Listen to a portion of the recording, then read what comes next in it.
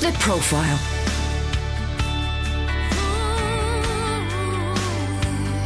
You're listening to Premier Christian Radio. Hello and welcome to The Profile here on Premier Christian Radio with me, Sam Hales. This is the show where we take an in-depth look at a person's life and faith, and today in the studio I'm delighted to introduce two people I'm going to be talking with today, Seth and Nirva. Seth and Nirva are a husband and wife songwriting duo from America, and their debut album, Never Alone, was released last year. They've been since playing shows on both sides of the Atlantic, most recently here in the UK at the Big Church Day Out, and you have of course heard their single Brother here on Premier Christian Radio. But now it's time to meet the couple behind that song. Seth and Nirva, welcome to the programme. Thanks so much for having us, Sam. We appreciate it, man. So tell me about this song, Brother. How did you first come across it, and what made you want to record it? Well, a person at our label actually just brought us the song, the album. It was by a group called The Brilliance, who's also on Integrity. And he was thinking, man, it would be really cool to, get a hip-hop artist to cover this song. And then in the conversation, we were like, man, well, what if we connected this song to Toby and we did the singing part and he could, so it was like a dinner that became like a writing session / brainstorming session. And we started thinking through that. He really liked the idea. Nirva at first was like, basically she was like, I'm not singing that song. Yes. Really? It was, the lyric just haunts you and just really confronts you in the face. And so I said, am I there when I look at the face of my enemy? Do I see my brother? So I took time to really think about that. And we had done young adult ministry prior, maybe 3 years, and we talked about the importance of really thinking about what you're singing and not just go through a song and sing it in worship. But that lyric definitely was, it demanded my respect. And so I took time, we prayed, and we thought, okay, this is something that Jesus recommends and admonishes us to do. It's his word to forgive and to love our enemies. And so that was it became the standard and the aim for us, especially in these times we're living in right now. So. Yeah, and that, like, even when I first heard the song, immediately I was like, oh man, this song is so timely. There's so many divisions, everything. This really speaks to that. And then when she said that, and she was like, well, I don't know. I was like, why? And she looked at me, she's like, well, can you say that when you look at your enemy, you see your brother? I was like, no, but it's a good song. But ultimately, where we landed on, we were like, you know what? I probably can't in many cases, but I want to become that kind of person. And so maybe the song, even though we're not quite there yet, it's a vision caster, and it's something we can, through prayer and the grace of God, we can attain to becoming those kind of people. So that's how we landed on. We tentatively said yes. We did not know that the song would become like the main. We thought it'd be one that's kind of hidden on the album and just as meaningful for us, and we could sing it at events and share about it, but we didn't know it'd become like our main first release and all that. So that was taken interesting. Off, isn't it? Yeah, it's kind of like became the song that people know us for, which is kind of scary, but then at the same time you're like, man, okay, God, help us to represent this well and really highlight whatever it is in the season you want us to get across as a message.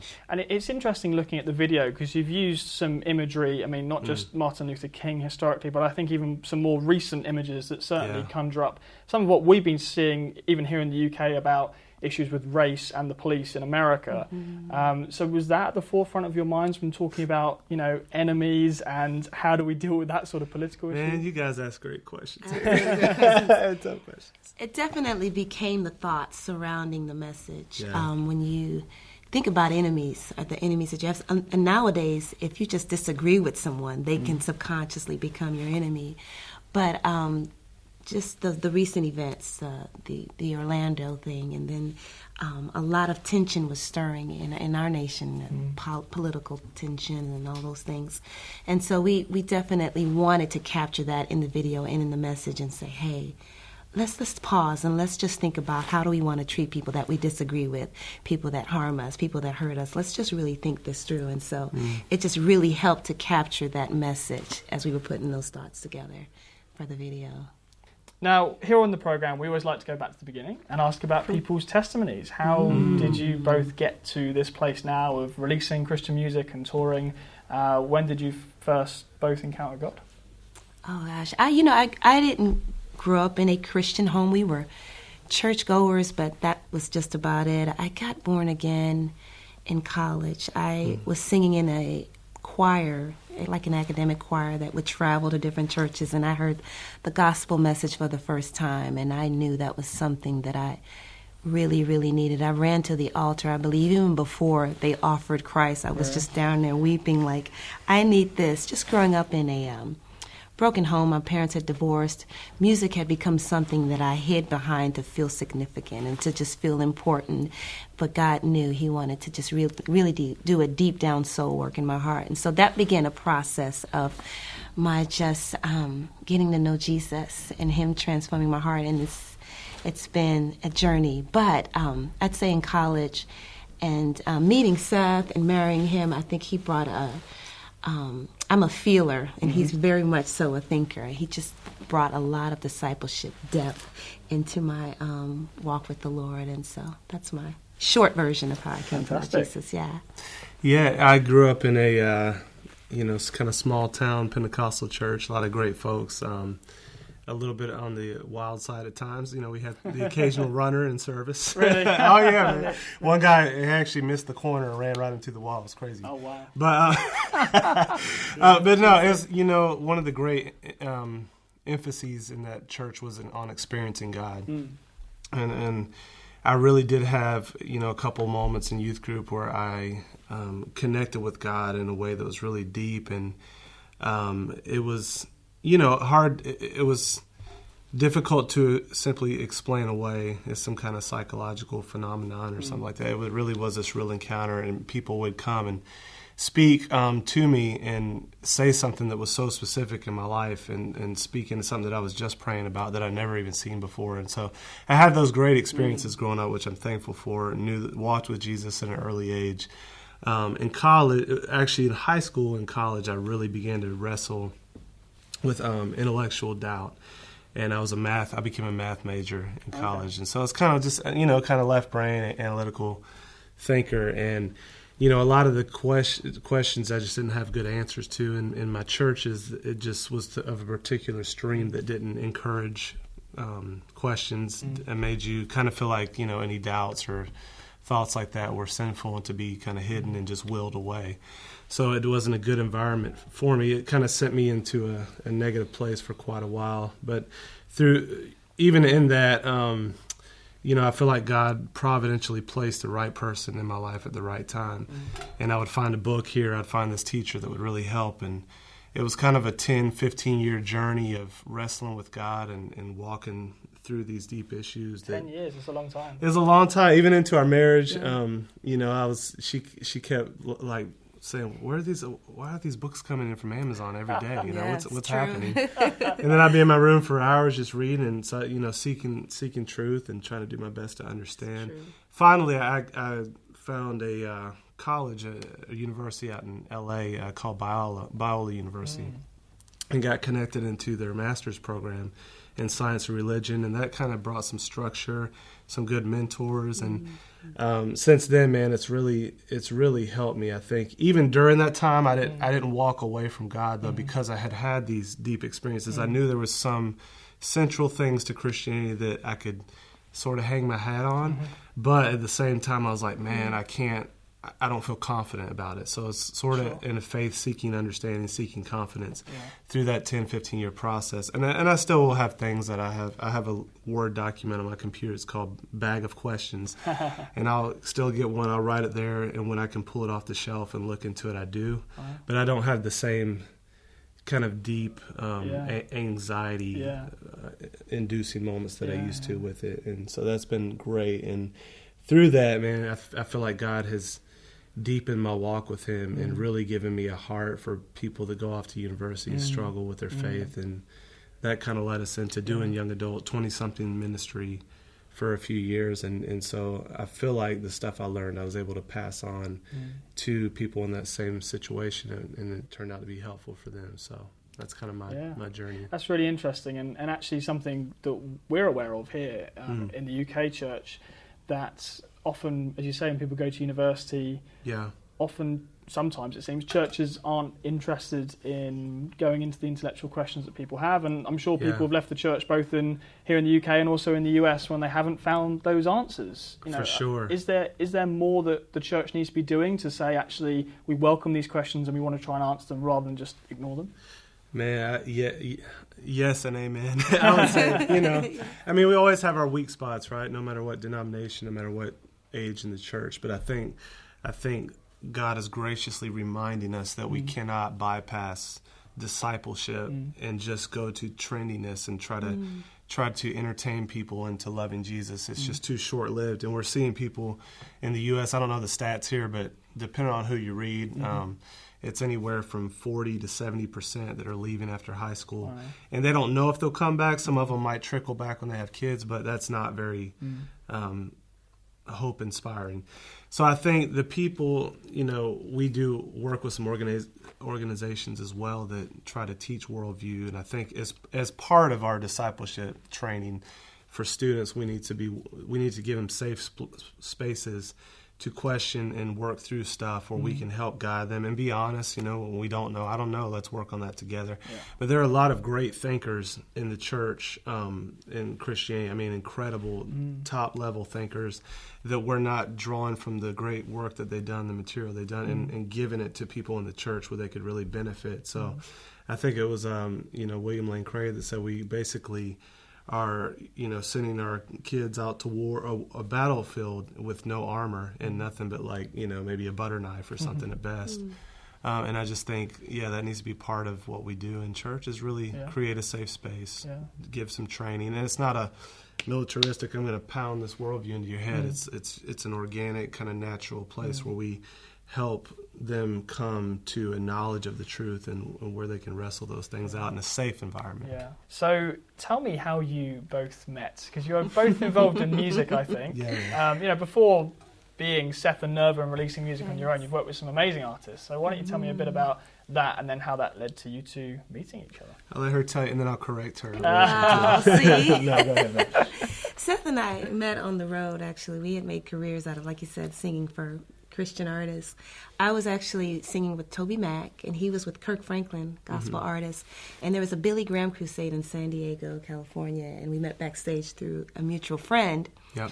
Now, the funny thing about that day is I don't remember meeting him, but I did watch his entire concert. Thing, left a real impression. That's what I said, right? I must have been really on that day. I know. And later on that year, Toby played Orlando near his hometown, and Met again, backstage. And I still, once again, do not remember meeting. I do remember the day. Oh well, but and it was love at second sight. For me, that not for her. It's like 554th. No, she doesn't. She's like, "Are we married? Do I love you?" No. Okay, no. I'm just playing. No, it's all good. No. So we get hired that next year to do some work in Dallas together, some background singing, and we became friends. A friendship developed, and the friendship was so awesome and so rich. Like he could have these awesome conversations. I remember us going out, group dating, and then we just closed restaurants having these really good talks.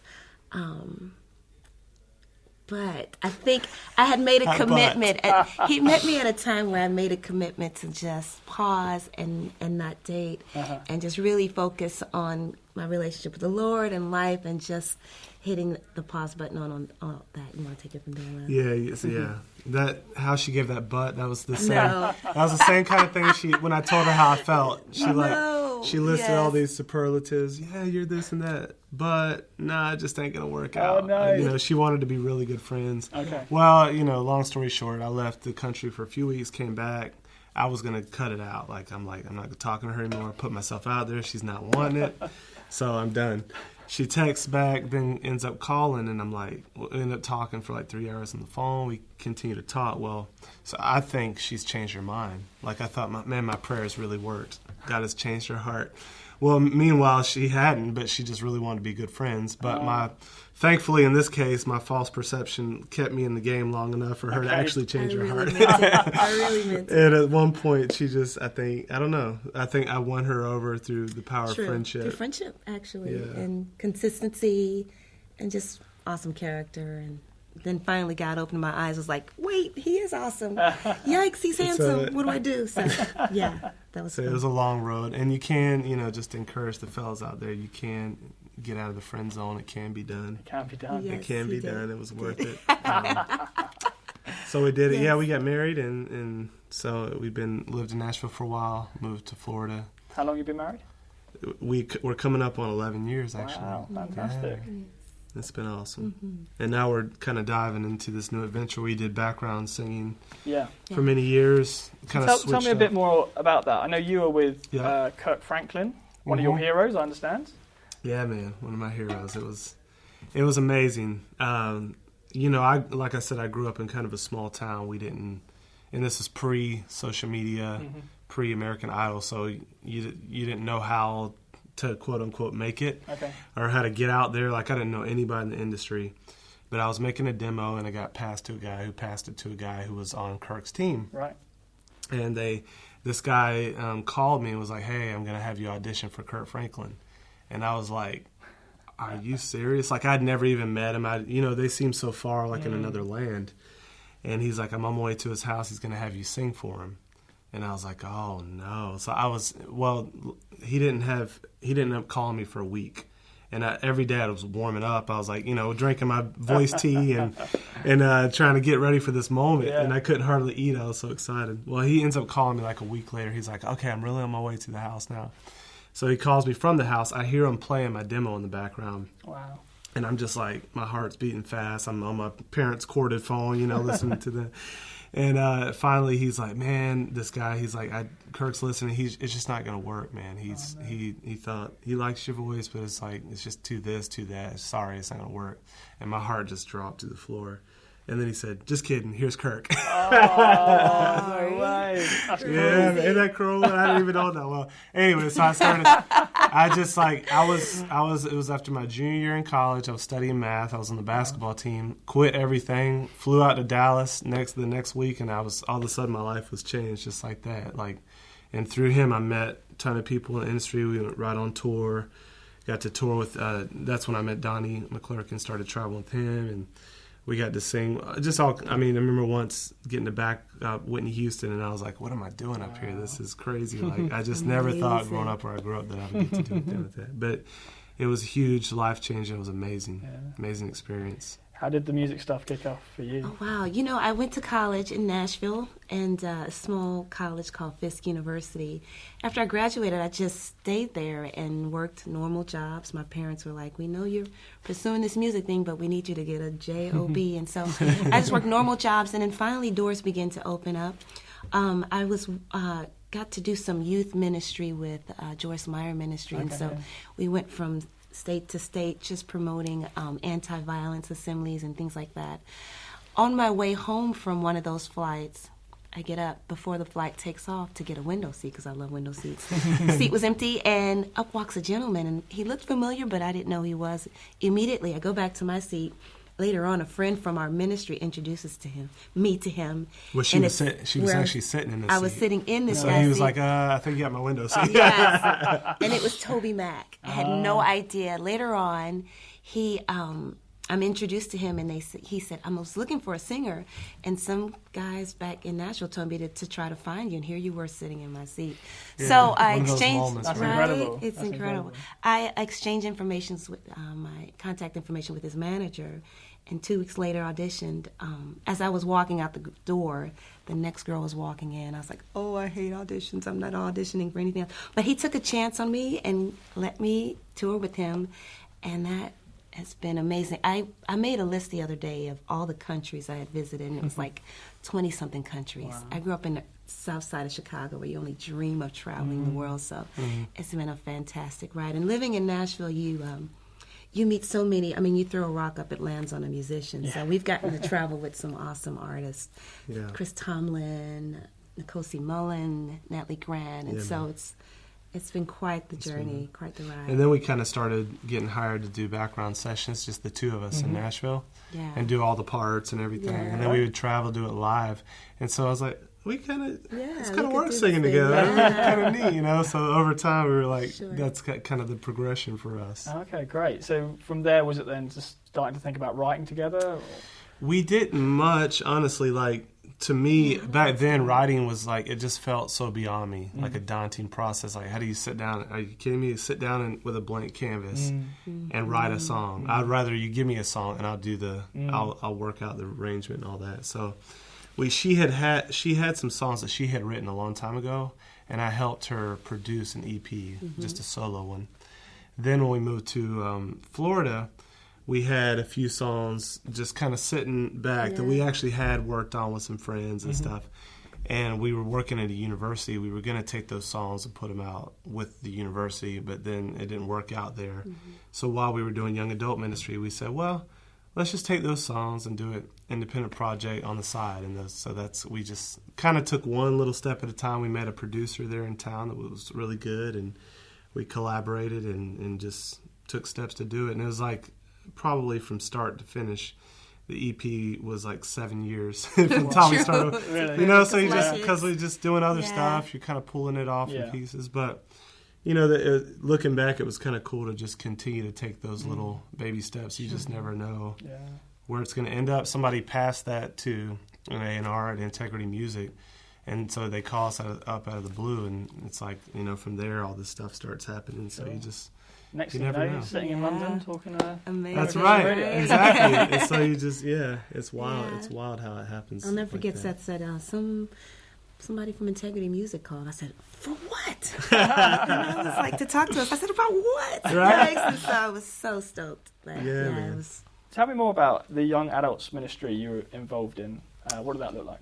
Yeah, well, so it was our home church in Tampa. We had, we started, they basically, the pastor, he was friends with my parents because my dad has worked there on staff for a little while on the grounds and kind of building construction stuff. So anyways, he approached us about doing it, a young adult ministry, about starting one within the church. They didn't have one at the time. And we were both like, well, we didn't go to school. We actually told us too, like, I didn't go to school for pastoring. We've never done pastoring. I've never preached a single message in my life.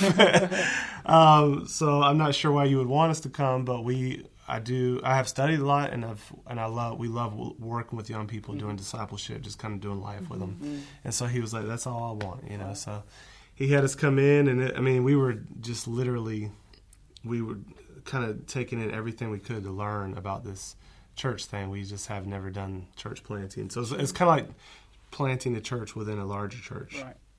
And we just started building slowly, man. One of the things, kind of what I shared with you earlier, that I felt like that God wanted us to bring and that I felt passionate about was really not just trying to make a trendy young adult thing that's vibey and fun, which is fine. We actually did try to do that as an outgrowth of a larger vision of what we had. But the main thing we wanted to do was to really help people know what it looks like to be an apprentice of Jesus in 2000s in America, in Tampa, which was one of the most unchurched cities in the U.S. Right. And so it was really interesting learning. You know, it was incessant tweaking as we went along. But I took my cues largely. There's a book by a guy named J.P. Moreland called Kingdom Triangle, and he actually got this idea from Michael Green. So he's a historian, a church historian. He basically boiled it down to three things that gave the early church the ability to flourish in a cultural context that was set against it. And the three things were a deep, loving community full of character, like so much love for each other that it splashed out even beyond themselves. The second thing was it was the manifest presence of God that accompanied their ministry. And the third thing was their ability to outthink their opponents ideologically, and really they understood what they believed and why they believed. So those three things, I thought, you know, the power, the manifest presence of the Spirit, character, and the mind, I thought, man, if we could just cultivate an atmosphere where these things are encapsulated, I think it would be really strong, because if you've been in church for any length of time, you know that those three things are really hard to get together. Like usually if you get people that are excited about the presence of God, they don't want you to really think as much. If you get really thoughtful, kind of egghead church, which I love too, it tends to be like, we don't want too much of the manifest presence of God. That's kind of weird. So, but to pull all three of those together, we actually got to see that happen at that young adult ministry increasingly over time. And we feel like, definitely wasn't perfect by any stretch of the imagination, but we saw some of the most long-lasting fruit that we've experienced at a ministry during our time there. So we tried to build the services and small groups based on, okay, how do we help cultivate those three things in this group? Well, sadly, that brings us to the end of part one of the profile. But do stay tuned because there's plenty more to come in my interview with Seth and Nirva, the musical duo. We'll be hearing much more about their life and their faith here on Premier Christian Radio. We'll be right back after this. The Profile.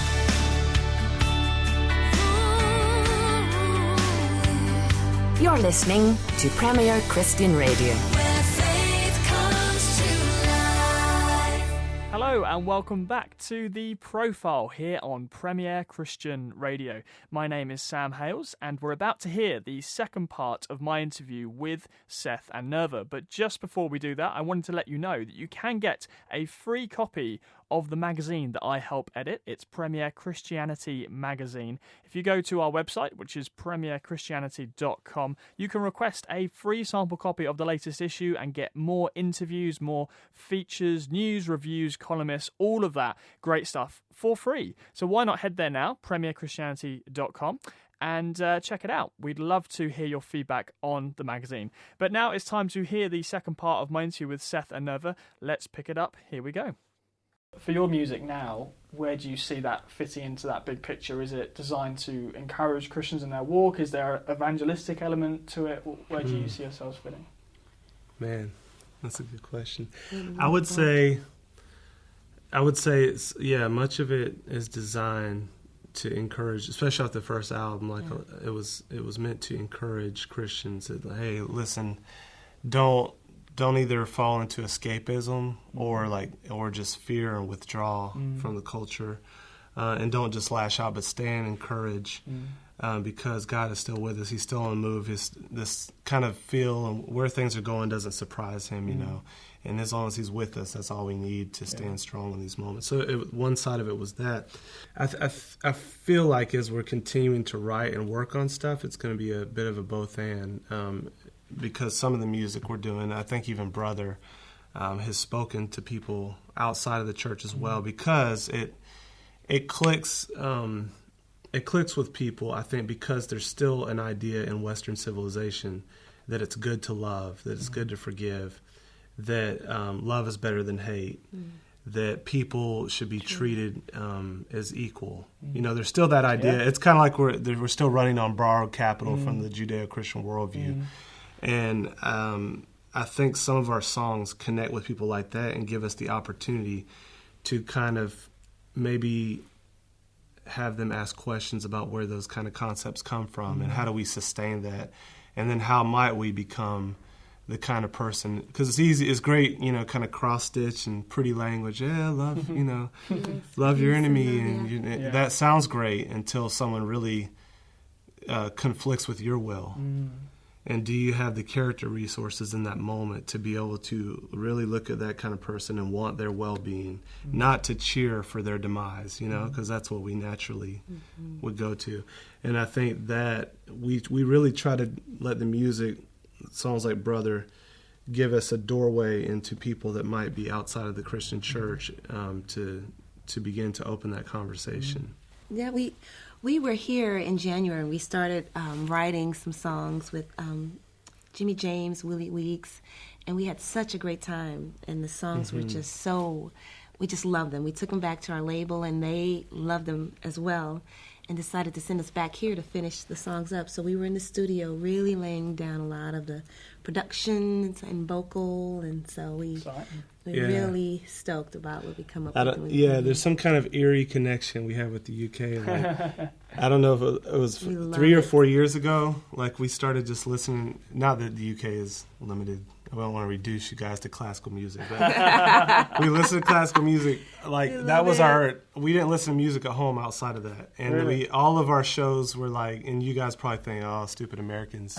But all of our shows are like, Never. they're like Poldark, Downton Abbey, Okay. Doc Yeah. Martin. Like, Yeah. and it's not on purpose. Like, I don't know why, but we'll start watching we're just these attracted shows, to these shows. and we're like, man, these are really good shows. Yeah. And then the music, we're like, really good music. So for some reason, we came over here and wrote with some of these guys. It was the best writing, some of the best writing experiences we've had. And we were like, man, why is this clicking? And so then they started producing it. We were like, man, this is some of the best production experiences we had. Why is this clicking? So we're hoping to come back and actually record some more songs here, maybe even the whole album with some of those guys. A few of them are involved with Worship Central and Tim Hughes Church as well. But it's been a really interesting kindred spirit connection here for sure, and we'll see. It's been so far so good.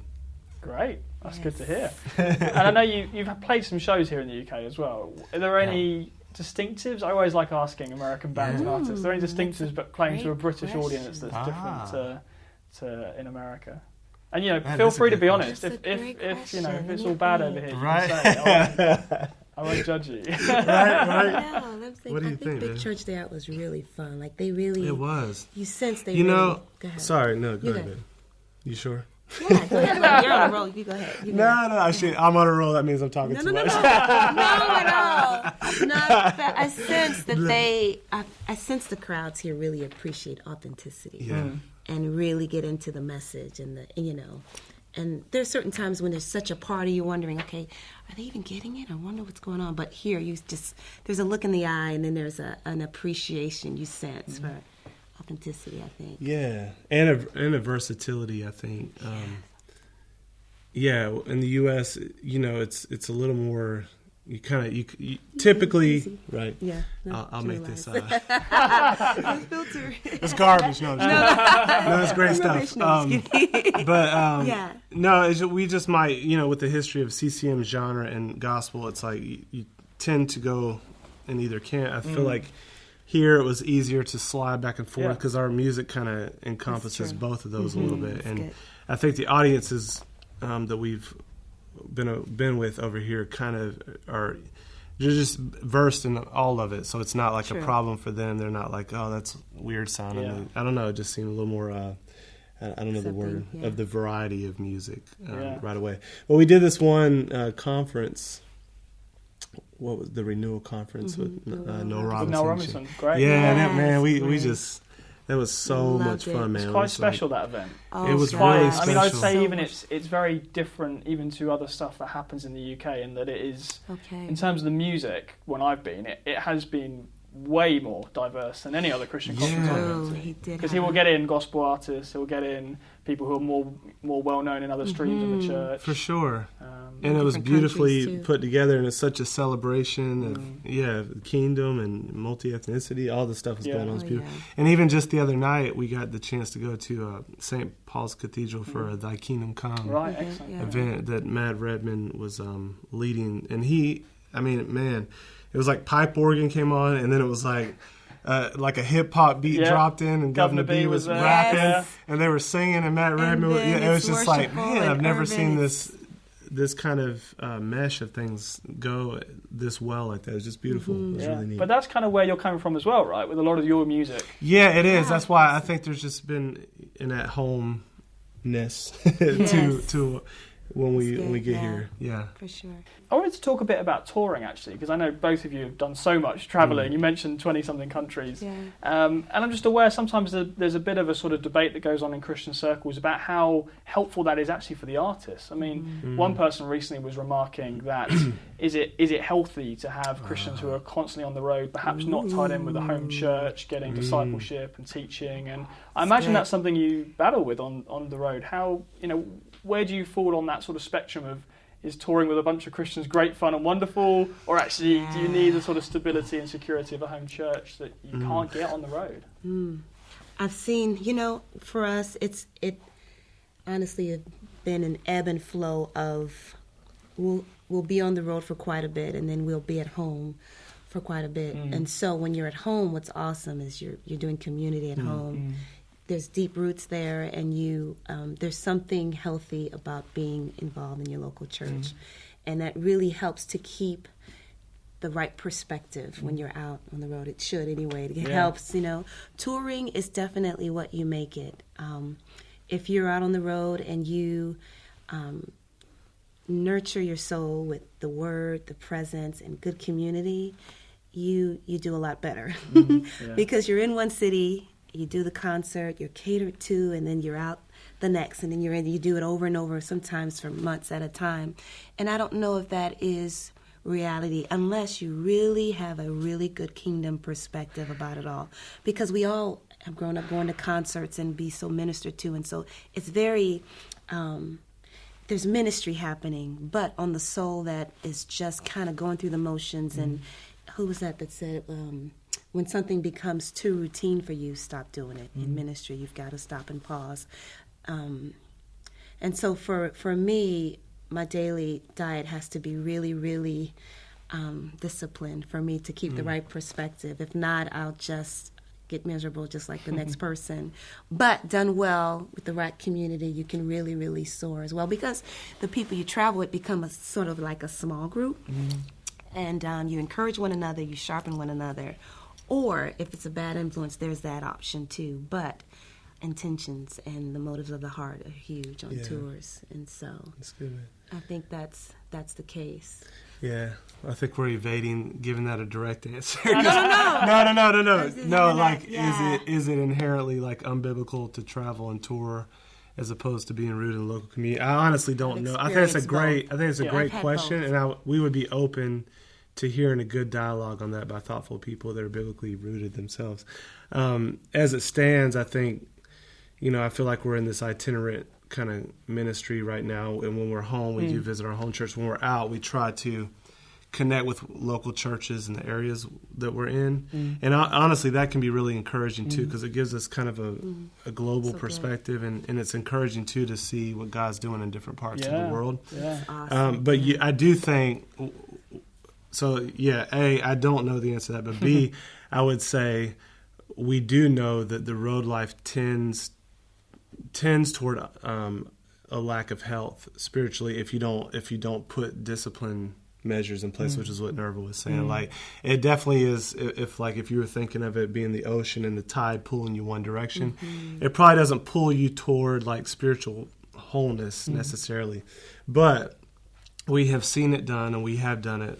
Had times when we've done it well, where because you do have good chunks of time, if you invest it right, with your community on the road and with your own spiritual development, I think you can come off of a tour actually being in a better place than when you started it.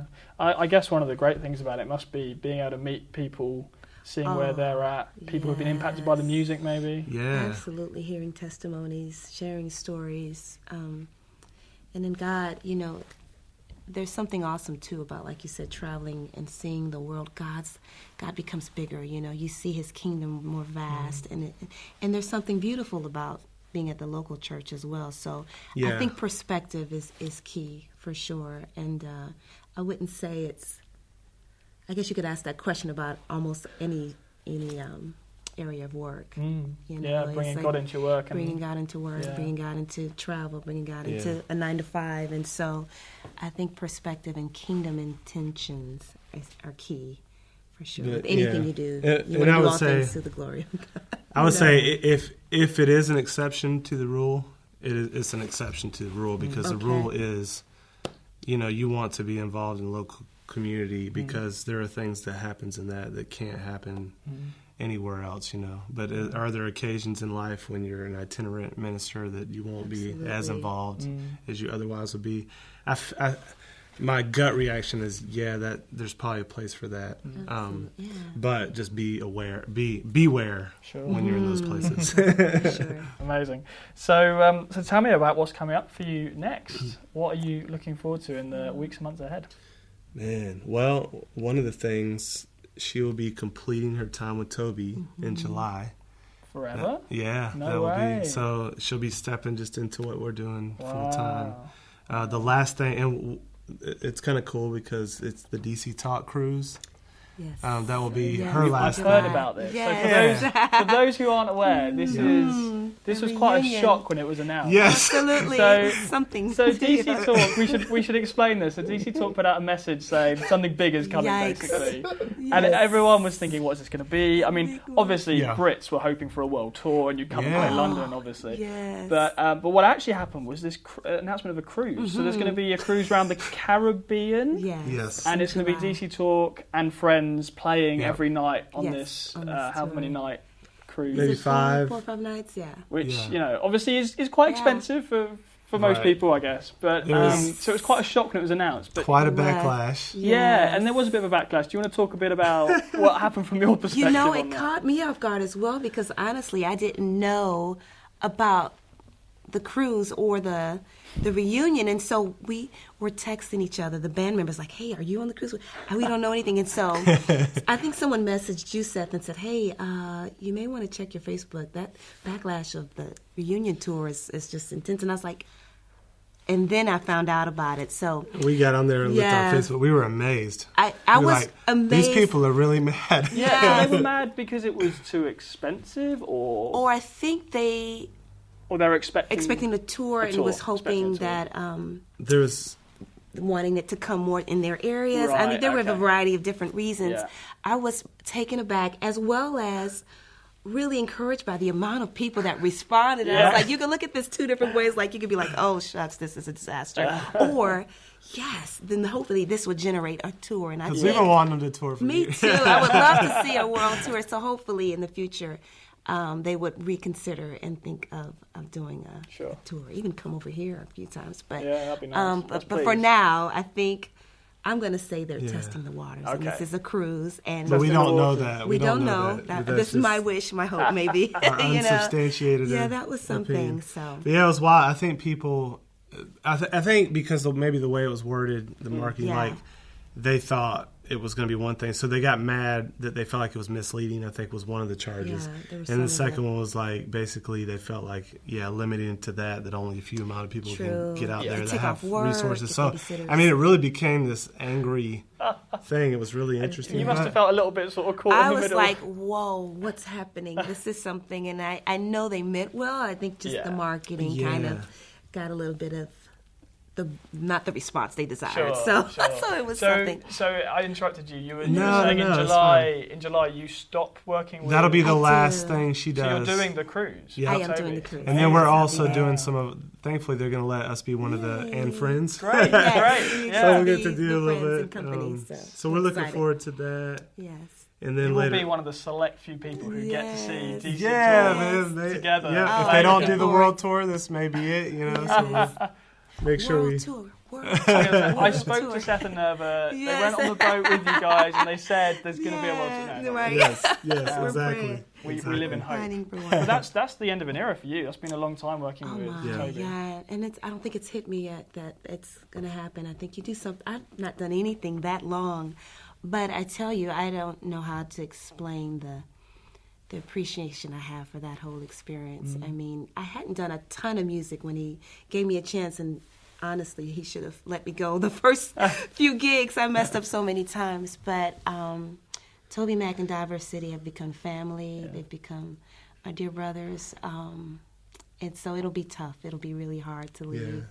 And I'm we'll sorry, still be Dave. friends. No, it's good. It'll be tough, but it'll be, we'll still be friends. We'll still be family. And so hopefully relationships will continue. Yeah. No, they will continue. But something, yeah. But we do, you It'll know, be it's kind of one of heart-wrenching. those things you sort of step out on and wait for the water to part. We just Yeah. have felt for a while like, okay, this is For sure. the time, and for this assignment, we need to step out into it full time and just, you know, trust God to Really open the invest. right doors at the right time, and that He'll give us enough to at least eat ramen noodles on.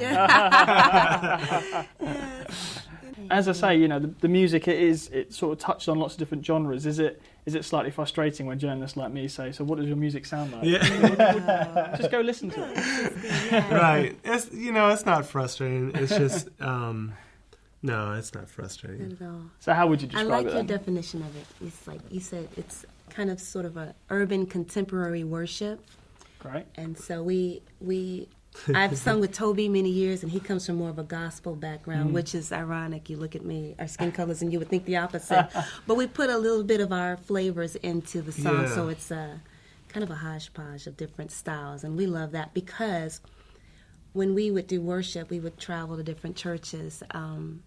We could kind of sense the atmosphere, and sometimes Seth would be awesome at just kind of going off page and going into a style that the crowd could really identify with and worship with, and so we tried to do a little bit of that on this record too. Yeah, man. So. Like we'll have, it kind of is like that St. Paul's night, because we'll have some of these moments that are just, what you might expect to hear at a Passion Conference worship song, but then we'll have a hip hop verse on the next song. So we try to take people on a journey, but still be authentic to the sound that we feel like we've been narrowing in on, which has this kind of soulful elements, vocal kind of driven thing, but in the context of kind of this pop soul. I should say we're recording this just sadly after the terrible terrorist attack which happened just the other night here in London, and also shortly after the Manchester benefit concert that was put on for the victims of that bombing. So obviously our nation is sort of reeling from these particular attacks, and there's been a lot of talk in the media in general about the Manchester concert, of how this was an opportunity to celebrate love, to bring people together. You must feel like that, not only as musicians but as Christian musicians, that there's real power in what you do and in music. Can you speak to that at all? Oh, absolutely. Music and lyrics go into the soul and just really uplifts. If you're in the depths of despair, it can just really speak to that. If you're feeling just ho-hum, it could speak to that. If you're joyful, it could ride that wave as well. And so just seeing all that, I saw glimpses of that concert, and I was just really grateful that Ariana was able to come back and just really continue just encouraging and just blessing the victims and the country at large. I think music, God's brilliance in creating music to really uplift the soul and just really encourage. And so it's been heartbreaking to see the events here, even the most recent one.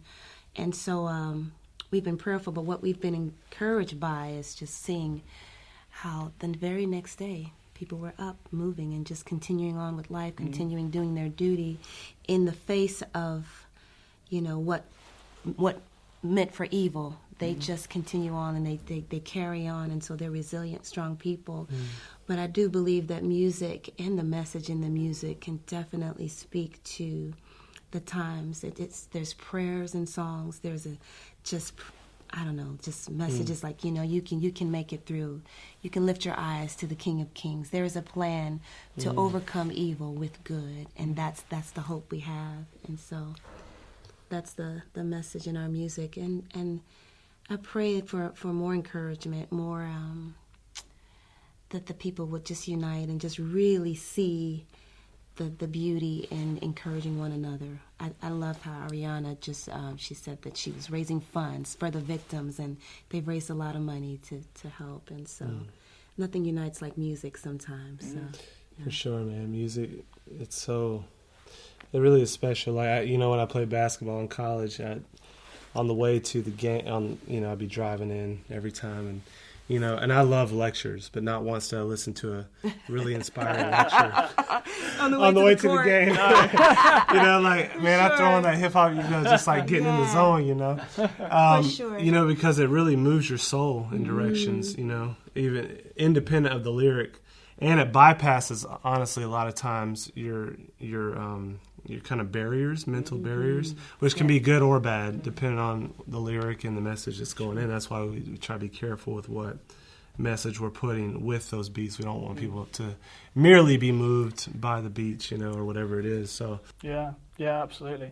And I guess the depth of emotion both ways, in both the joys and the laments, Yeah. It was interesting to see Bono of U2 fame recently sort of taking aim at Christian musicians and daring them to write some more laments rather than just the joyful stuff. Yes. Interesting challenge. That is interesting. I think it was an interesting challenge, and I actually read that when he put it out, and I thought, there was some truth there, some stuff that you're like, ouch. But you're like, oh me, but amen, and maybe I need to take a second look. And because sometimes, we all can get caught up in the merchandising of it or the marketing of it, and you forget that, man, we have a calling that supersedes and transcends that. And sometimes that calling includes doing what may not be popular, but what might serve and help people. And sometimes songs of lament. We actually just recently wrote a song with one of the guys from the Brilliance, and it's saying over and over again, Lord, have mercy on me. And it's probably not like a radio hit song, but I think it's a beautiful song that just we sometimes need those kinds of songs as Christians in our daily life. I probably have sung that song more often than any other song, just in moments of, man, Lord, have mercy on me. I need just that old prayer, Jesus Christ, Son of the living God, have mercy on me. And it's something that and songs of lament that probably we could use a little bit more of, and because it captures real parts of life, that, man, God's there even in the midst of that, and it doesn't always sound like happy, joy, big dance chorus. Sometimes that's there too, and that's real. But just having the whole range and palette of life experience through the eyes of Christ, I think, is an opportunity that Bono kind of. Threw out there that maybe we could try to hear him and say, man, maybe we could use a little help in those areas. Sure, that's great. Well, sadly we are out of time, but it's been fantastic to meet you both. Thank you both so much for coming in. Man, thanks so much, Sam. Yeah, man, it's been awesome. Thanks. Great to hear from Seth and Nirva on the profile today. You're listening to Premier Christian Radio. My name is Sam Hales. I'm the Deputy Editor of Premier Christianity magazine. If you'd like a free copy of our latest issue, you can get one. Why not head to premierchristianity.com/free sample. Just type your details in and we will happily put a copy of the latest issue of that magazine in the post to you. There's more interviews, there's features, news, reviews. Why not go ahead, premierchristianity.com/free sample. But I'm afraid that's all we've got time for on the profile this week. It's been great to have you with us. I do hope you've enjoyed it. Do stay tuned here on Premier Christian Radio, because next it's Dave Rose with the best of the week with Premier Playback.